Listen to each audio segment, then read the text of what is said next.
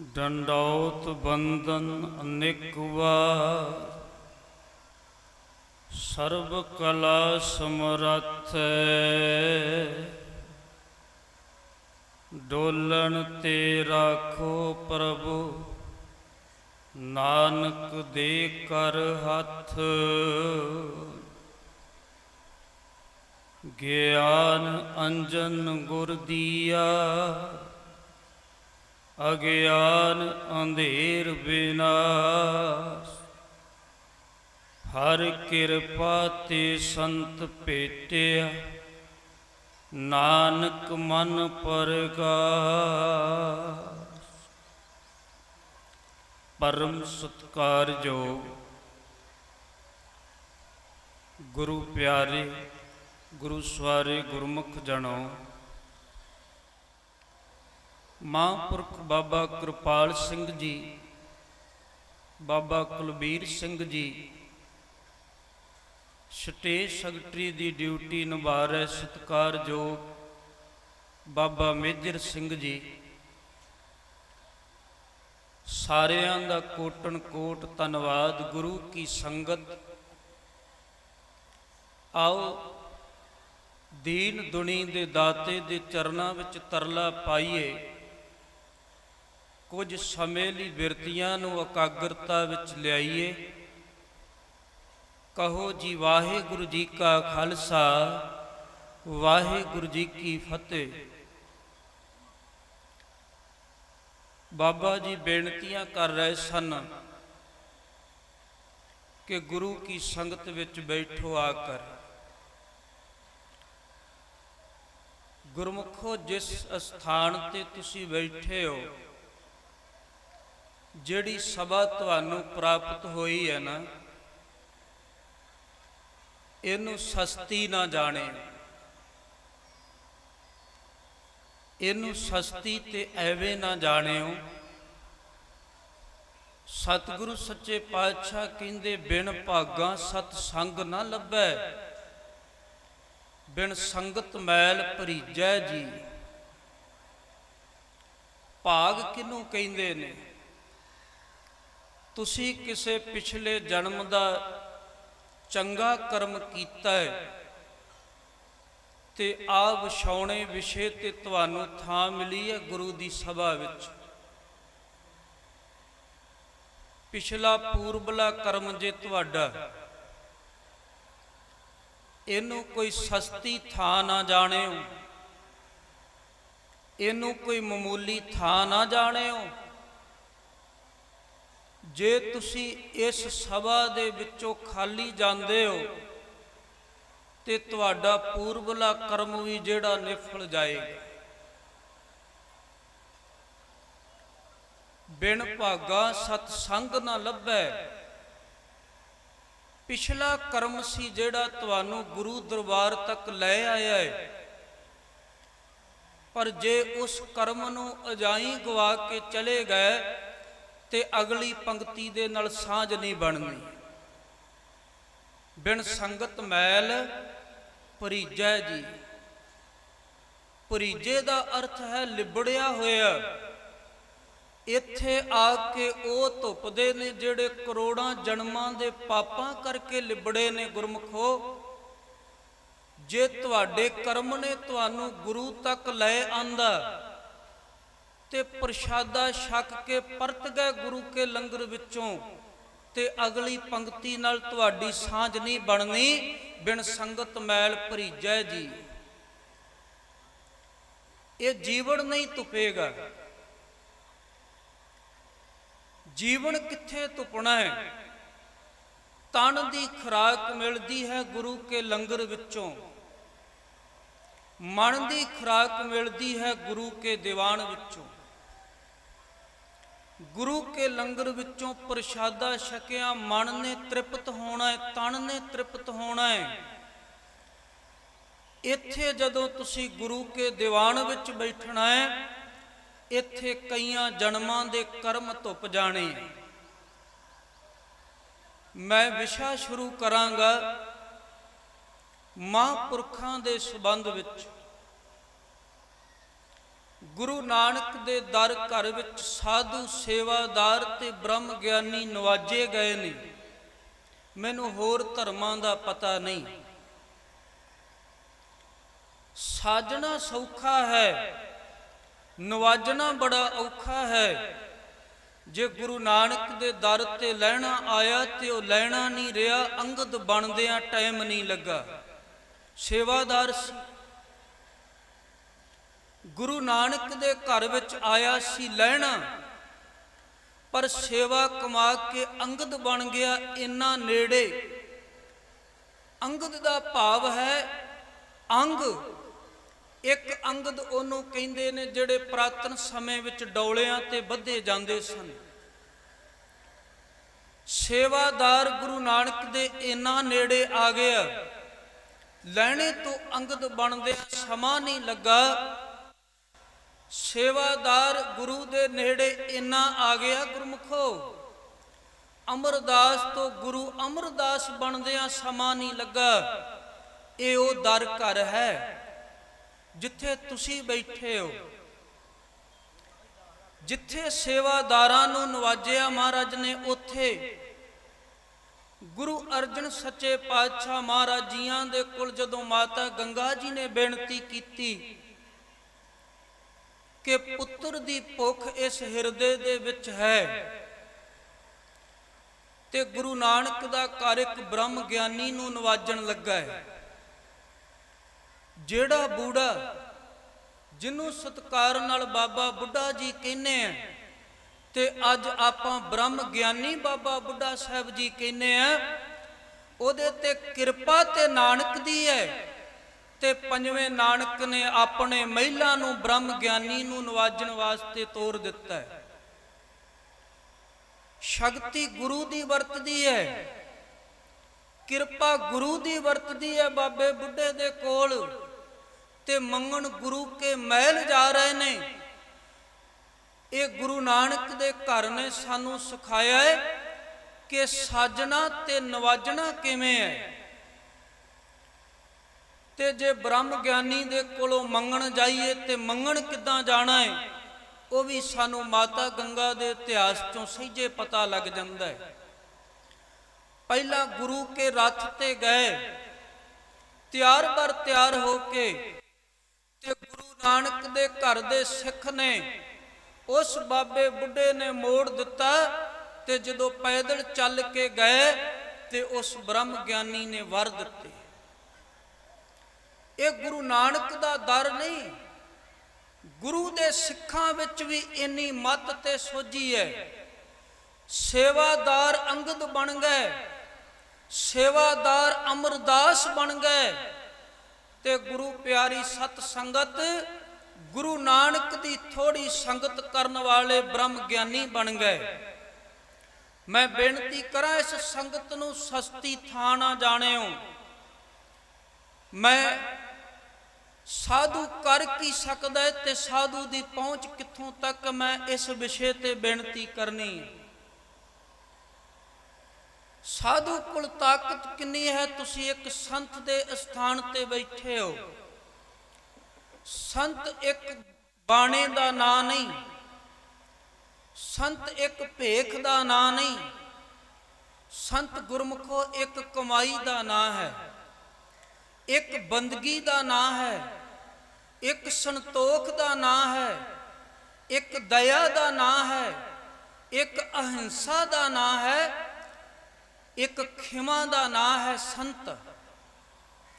ਸੰਤ ਕਿਸੇ ਪਾਪੀ ਨੂੰ ਬਖਸ਼ਣ ਲੱਗਿਆਂ ਕਿੰਨਾ ਕੁ ਸਮਾਂ ਲਾਉਂਦਾ ਹੈ, ਮੈਂ ਇਹ ਬੇਨਤੀ ਆਪ ਜੀ ਦੇ ਚਰਨਾਂ ਵਿੱਚ ਕਰਨੀ ਹੈ। ਭਾਈ ਗੁਰਦਾਸ ਜੀ ਕਹਿੰਦੇ ਨੇ,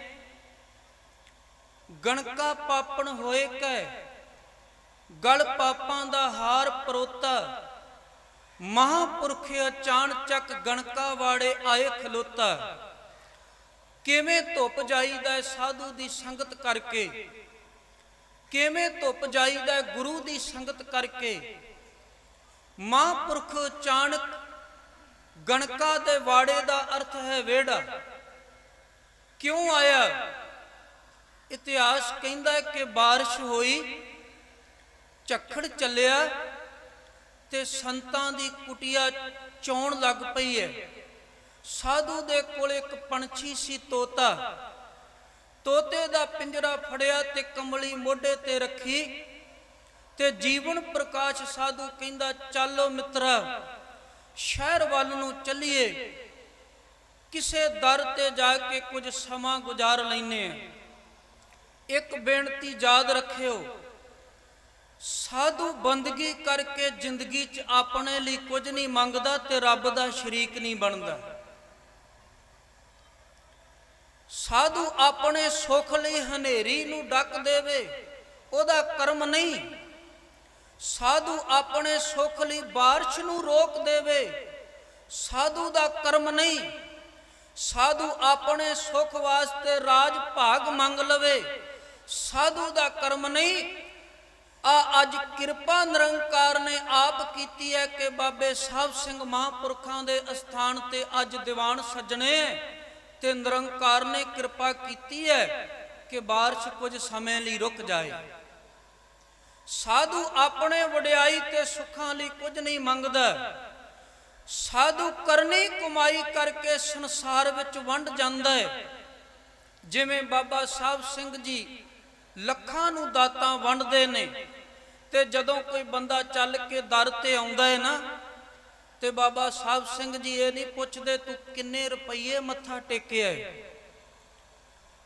ਤੂੰ ਕਿੰਨੇ ਜਾਪ ਕੀਤੇ ਨੇ, ਤੂੰ ਕਿੰਨਿਆਂ ਜਨਮਾਂ ਦਾ ਪਾਪੀ ਹੈ। ਜਦੋਂ ਕੋਈ ਸਿਰ ਝੁੱਕ ਕੇ ਤਰਲਾ ਪਾਉਂਦਾ ਹੈ, ਐ ਬਾਬਾ ਜੀ ਕਿਰਪਾ ਕਰਿਓ, ਮੈਨੂੰ ਆ ਦਾਤ ਬਖਸ਼ ਦਿਓ, ਤੇ ਤੁਹਾਡੇ ਸਾਹਮਣੇ ਮਿਸਾਲ ਹੈ, ਹਰ ਪੁੰਨਿਆ ਤੇ ਸ੍ਰੀ ਅਖੰਡ ਪਾਠ ਸਾਹਿਬ ਹੁੰਦੇ ਨੇ। ਕਿਉਂ ਹੁੰਦੇ ਨੇ? ਇਹ ਸੰਤ ਦੀ ਬ੍ਰਹਮ ਗਿਆਨੀ ਦੀ ਕਰਨੀ ਕਮਾਈ ਹੈ। ਤੇ ਗੁਰੂ ਪਿਆਰਿਓ, ਸਾਧੂ ਤੁਰਿਆ ਹੱਥ ਵਿੱਚ ਤੋਤੇ ਦਾ ਪਿੰਜਰਾ ਹੈ ਤੇ ਲੈ ਕੇ ਸ਼ਹਿਰ ਵੱਲ ਨੂੰ ਵਧਿਆ। ਇੱਕ ਡਿਓੜੀ ਦੇ ਵਿੱਚ ਜਾ ਖਲੋਤਾ ਹੈ। ਇਹ ਡਿਓੜੀ ਹੈ ਚੰਦਰਮਣੀ ਗਣਕਾ ਦੀ, ਜਿਹਦਾ ਨਾਂ ਪੂਰਾ ਚੰਦਰਮਣੀ ਹੈ ਕਿਉਂਕਿ ਸੁੰਦਰ ਬੜੀ ਸੀ। 22-23 ਸਾਲ ਦੀ ਉਮਰ ਹੈ। ਵਿਸ਼ਾ ਕੀ ਹੈ? ਵੇਸਵਾ ਦਾ, ਤਨ ਵੇਚਣਾ, ਜਿਸਮ ਦਾ ਵਪਾਰ ਕਰਨਾ, ਪੈਸੇ ਕਮਾਉਣੇ, ਸੁੰਦਰਤਾ ਦਾ ਹੰਕਾਰ ਹੈ। ਤੇ ਇਹਨੂੰ ਅੱਜ ਤੱਕ ਜ਼ਿੰਦਗੀ 'ਚ ਬੜੇ ਮਿਲੇ ਨੇ, ਪਰ ਕੋਈ ਕਿਰਪਾ ਵਾਲਾ ਪਹਿਲੀ ਵਾਰ ਮਿਲਣ ਲੱਗਾ। ਭੈਣੋ ਬੇਨਤੀ ਪ੍ਰਵਾਨ ਕਰਿਓ, ਗੁਰੂ ਨਾਨਕ ਦੇ ਦਰ ਤੋਂ ਕੀ ਕੁਝ ਮਿਲਦਾ ਹੈ, ਸੰਤ ਮਹਾਂਪੁਰਖਾਂ ਦੇ ਦਰਬਾਰ ਤੋਂ ਕਿਵੇਂ ਜੀਵਨ ਬਣਦਾ ਹੈ, ਇਹ ਇਸ਼ਾਰਾ ਤੁਹਾਡੇ ਵਾਲੇ ਪਾਸੇ ਨੂੰ ਜ਼ਿਆਦਾ ਜਾਏਗਾ। ਕਿਉਂਕਿ ਗੁਰੂ ਪਿਆਰਿਓ, ਅੱਜ ਮੇਰੀਆਂ ਭੈਣਾਂ ਬੜਾ ਸਮਾਂ ਟੈਲੀਵਿਜ਼ਨ ਅੱਗੇ ਤੇ ਗੁਜ਼ਾਰ ਦਿੰਦੀਆਂ ਨੇ, ਪਰ ਕਿਤੇ ਗੁਰੂ ਕੇ ਸਪੀਕਰ ਤੋਂ ਰਹਿ ਰਾਸ ਦੀ ਆਵਾਜ਼ ਨਿਕਲੇ ਤੇ ਟੈਲੀਵਿਜ਼ਨ ਬੰਦ ਕਰਨ ਦਾ ਇਹਨਾਂ ਦਾ ਹੌਸਲਾ ਨਹੀਂ ਪੈਂਦਾ। ਜੀਵਨ ਚਿੱਕੜ ਵਿੱਚ ਗਿਲਤ ਹੁੰਦਾ ਜਾ ਰਿਹਾ ਹੈ। ਕਦੇ ਸ਼ੰਖ ਦੀ ਆਵਾਜ਼ ਗੁਰੂ ਘਰ ਦੇ ਵਿੱਚੋਂ ਨਿਕਲਦੀ ਸੀ, ਹਾਲੀ ਹਲ ਖਿਲਾਰ ਦਿੰਦੇ ਸਨ, ਗਾਡੀ ਗੱਡੇ ਰੋਕ ਕੇ ਕਹਿੰਦੇ ਸਨ ਗੁਰੂ ਘਰ ਚੋਂ ਸ਼ੰਖ ਦੀ ਆਵਾਜ਼ ਆਈ ਹੈ, ਰਹਿ ਰਾਸ ਦਾ ਸਮਾਂ ਹੋ ਗਿਆ ਜਾਂ ਅੰਮ੍ਰਿਤ ਵੇਲਾ ਹੋ ਗਿਆ। ਅੱਜ ਸਾਡੇ ਮਾੜੇ ਕਰਮ ਨੇ, ਰਹਿ ਰਾਸ ਦੀ ਆਵਾਜ਼ ਤੇ ਆ ਰਹੀ ਹੈ। ਗੁਰੂ ਕਾ ਵਜ਼ੀਰ ਸਪੀਕਰ ਵਿੱਚ ਬਾਣੀ ਤੇ ਪੜ ਰਿਹਾ ਹੈ, ਪਰ ਸਾਡੇ ਘਰ ਦਾ ਟੈਲੀਵਿਜ਼ਨ ਕਲਯੁਗ ਦਾ ਪ੍ਰਧਾਨ ਚੱਲ ਰਿਹਾ ਹੈ, ਬੰਦ ਨਹੀਂ ਹੋ ਰਿਹਾ। ਕਿਵੇਂ ਸਾਡੇ ਬੱਚੇ ਸਿੱਧੇ ਰਸਤੇ ਤੇ ਚੱਲਣਗੇ?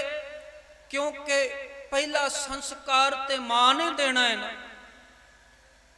ਪਹਿਲਾ ਸੰਸਕਾਰ ਤੇ ਮਾਂ ਨੇ ਦੇਣਾ ਹੈ।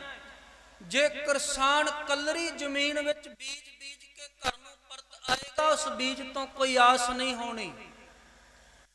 ਜੇ ਮਾਂ ਦੀ ਕੁੱਖ ਕੱਲਰ ਵਰਗੀ ਹੈ, ਜਿੱਥੇ ਨਾਮ ਦਾ ਕਿਣਕਾ ਨਹੀਂ, ਜਿੱਥੇ ਗੁਰੂ ਘਰ ਦੀ ਸ਼ਰਧਾ ਨਹੀਂ, ਜਿਸ ਮਾਂ ਦੇ ਨੇਤਰਾਂ ਨੇ ਕਿਸੇ ਸੰਤ ਦੇ ਦਰਸ਼ਨ ਤੱਕ ਨਹੀਂ ਕੀਤੇ, ਉਸ ਮਾਂ ਦੀ ਕੁੱਖ ਤੋਂ ਜੰਮੇ ਤੋਂ ਜੇ ਦੁਨੀਆ ਕੋਈ ਆਸ ਰੱਖੇ, ਉਹ ਚੋਰੀ ਠੱਗੀ ਤੇ ਜ਼ਾਲਮ ਹੋ ਸਕਦਾ ਹੈ। ਜੇ ਕਹੀਏ ਕਿ ਨੇਕੀ ਦੀ ਆਸ ਉਸ ਮਾਂ ਦੀ ਕੁੱਖ ਤੋਂ ਜਨਮੇ ਬੱਚੇ ਤੋਂ ਨਹੀਂ ਹੋ ਸਕਦੀ। ਅੱਜ ਮੈਂ ਤੇ ਸੱਚ ਬੋਲਾਂ, 75% ਗੁਨਾਹਗਾਰ ਸਮਾਜ ਦੀ ਮਾਂ ਹੈ। ਕਿਉਂ? ਕਿਉਂਕਿ ਇਹਨੂੰ ਪੁੱਤਰ ਦੀ ਲੋੜ ਹੋਵੇ, ਮੜੀਆਂ ਨੂੰ ਵੀ ਤੁਰ ਪੈਂਦੀ ਹੈ। ਇਹਨੂੰ ਪੁੱਤਰ ਦੀ ਲੋੜ ਹੋਵੇ, ਕਬਰਾਂ ਨੂੰ ਵੀ ਤੁਰ ਪੈਂਦੀ ਹੈ। ਇਹਨੂੰ ਪੁੱਤਰ ਦੀ ਲੋੜ ਹੋਵੇ, ਪਖੰਡੀਆਂ ਦੇ ਡੇਰੇ ਨੂੰ ਵੀ ਚੱਲ ਪੈਂਦੀ ਹੈ। ਤੇ ਮੜੀਆਂ ਚੋਂ ਮਿਲਦੇ ਨੇ ਭੂਤ ਨੇ, ਤੇ ਪਖੰਡੀਆਂ ਤੋਂ ਮਿਲਣਗੇ ਪਖੰਡੀ। ਤੇ ਜਦੋਂ ਸੰਸਾਰ ਦੇ ਵਿੱਚ ਇਹਨਾਂ ਨੂੰ ਜਨਮ ਦਿੱਤਾ, ਤੇ ਫਿਰ ਗੁਨਾਹਗਾਰ ਸਮਾਜ ਦੀ ਕੌਣ ਹੈ? ਮਾਂ। ਗੁਰਮੁਖ ਪਿਆਰਿਓ, ਅੱਜ ਇੱਕ ਚਿੱਕੜ ਨਾਲ ਪਲੀਤ ਹੋਇਆ ਹਿਰਦਾ ਇੱਕ ਸਾਧੂ ਨੇ ਧੋਣਾ ਹੈ। ਗਣਕਾ ਦੀ ਡਿਉੜੀ ਜਦੋਂ ਜੀਵਨ ਪ੍ਰਕਾਸ਼ ਸਾਧੂ ਦੇ ਕਦਮ ਲੰਘੇ, ਹੱਥ ਵਿੱਚ ਤੋਤੇ ਦਾ ਪਿੰਜਰਾ ਹੈ, ਜਿਹੜਾ ਬੜਾ ਮਿੱਤਰ ਹੈ। ਮਿੱਤਰ ਕਿਉਂ ਹੈ? ਤੋਤਾ ਵੀ ਅੰਮ੍ਰਿਤ ਵੇਲੇ ਉੱਠ ਕੇ ਰਾਮ ਰਾਮ ਜਪਦਾ ਹੈ। ਤੋਤਾ ਵੀ ਰਾਮ ਰਾਮ ਜਪਦਾ ਹੈ ਤੇ ਸਾਧੂ ਵੀ ਜਪਦਾ ਹੈ, ਤਾਂ ਮਿੱਤਰਤਾ ਹੈ।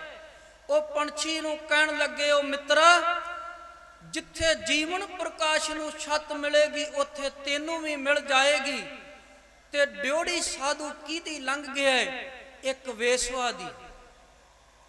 ਜਦੋਂ ਵੇਸਵਾ ਦੀ ਡਿਉੜੀ ਇੱਕ ਸੰਤ ਲੰਘਿਆ, ਗਲ ਵਿੱਚ ਬਾਣਾ ਹੈ ਤੇ ਹੱਥ ਵਿੱਚ ਮਾਲਾ ਹੈ, ਇੱਕ ਹੱਥ ਵਿੱਚ ਪੰਛੀ ਦਾ ਪਿੰਜਰਾ ਫੜਿਆ ਹੈ। ਤੇ ਗਣਕਾ ਨੇ ਆਵਾਜ਼ ਦਿੱਤੀ, ਕਹਿੰਦੀ, ਇਹ ਦਰਵਾਜ਼ਾ ਸਾਧੂਆਂ ਵਾਸਤੇ ਨਹੀਂ, ਇਹ ਦਰਵਾਜ਼ਾ ਇੱਕ ਸੰਤ ਵਾਸਤੇ ਨਹੀਂ।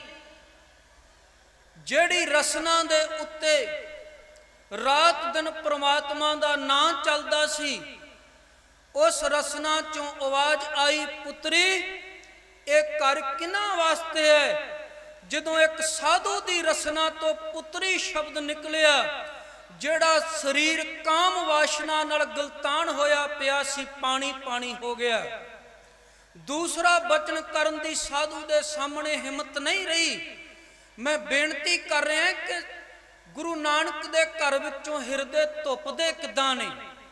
ਐਸ ਸੰਗਤ ਦੇ ਵਿੱਚੋਂ ਚਿੱਕੜ ਵਰਗੇ ਜੀਵਨ ਕਿੱਦਾਂ ਧੁੱਪਦੇ ਨੇ?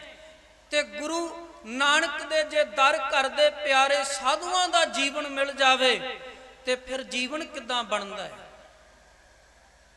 ਕਿਆ ਇਹ ਘਰ ਤੁਹਾਡੇ ਵਾਸਤੇ ਨਹੀਂ?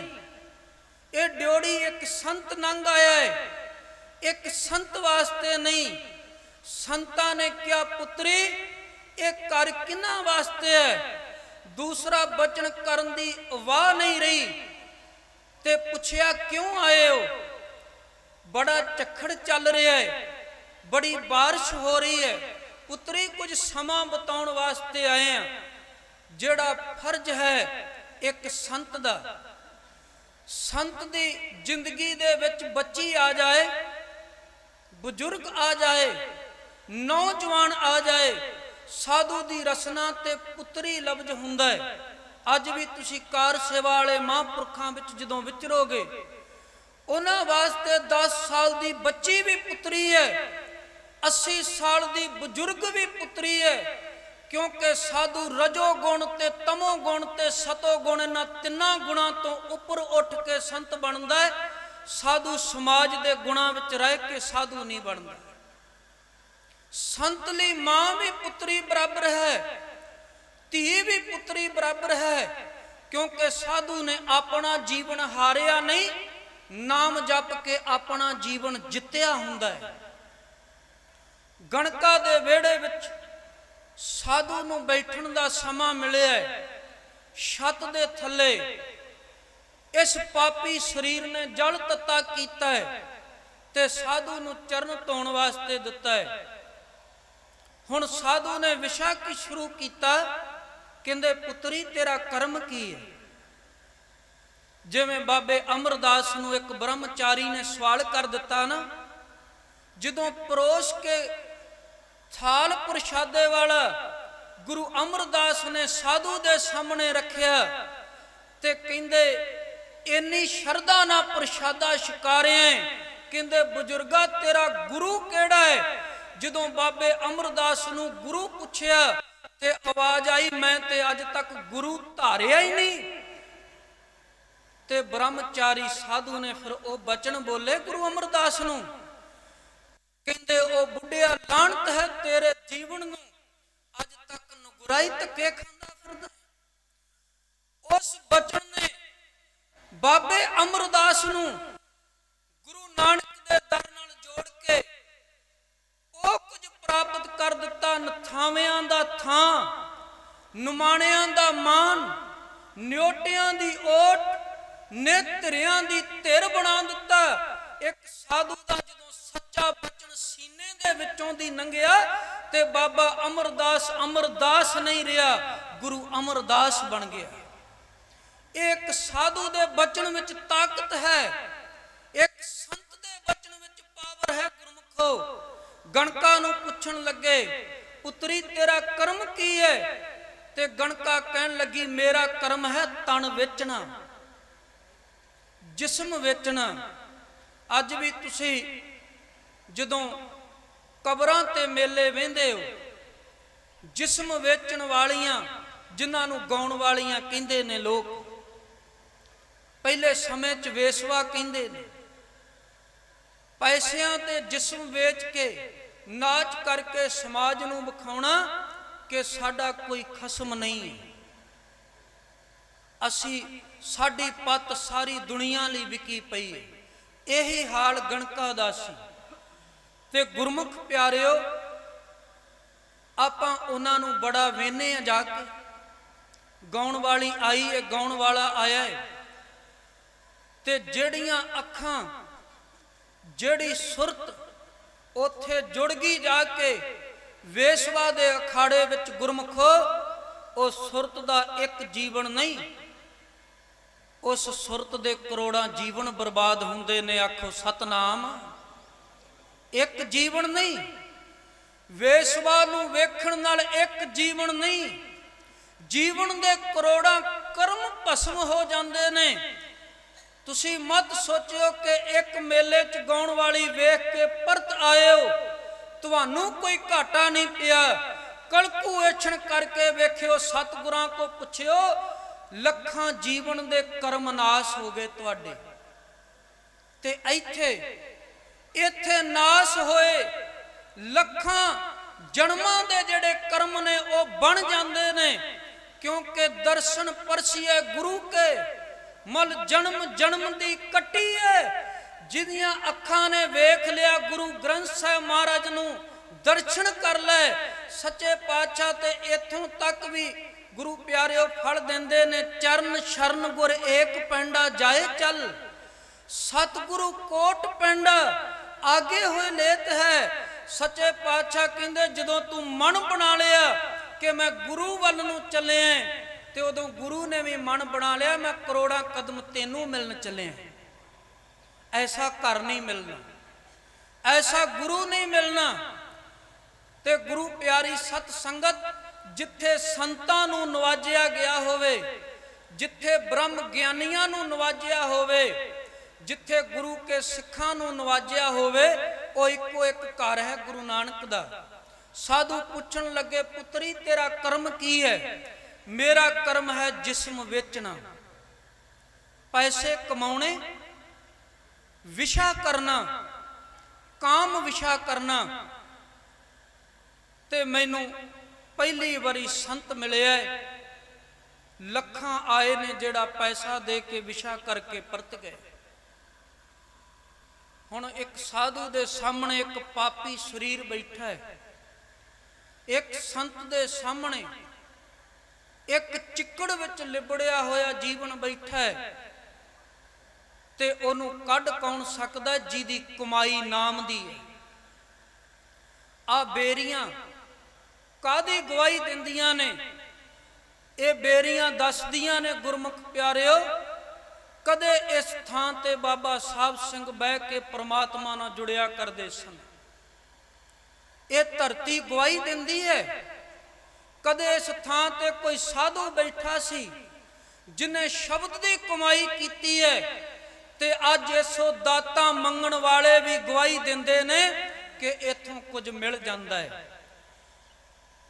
ਥੋੜਾ ਜਿਹਾ ਸਮਾਂ ਹੈ ਮੇਰੇ ਕੋਲ, ਮੈਂ ਗਣਕਾ ਦਾ ਪ੍ਰਸੰਗ ਆਪ ਨਾਲ ਸਾਂਝਾ ਕਰਕੇ ਖਿਮਾ ਮੰਗ ਲੈਣੀ, ਕਿਉਂਕਿ ਮੇਰੇ ਤੋਂ ਸਤਿਕਾਰਯੋਗ ਵਿਦਵਾਨ ਇੱਥੇ ਪਹੁੰਚੇ ਹੋਏ ਨੇ।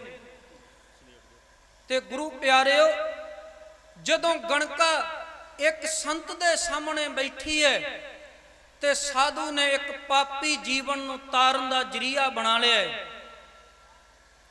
ਸੇਵਾ ਦਾ ਫਲ ਸਾਧੂ ਨਹੀਂ ਰੱਖਦਾ। ਕੀ ਬਣਾਇਆ ਹੈ?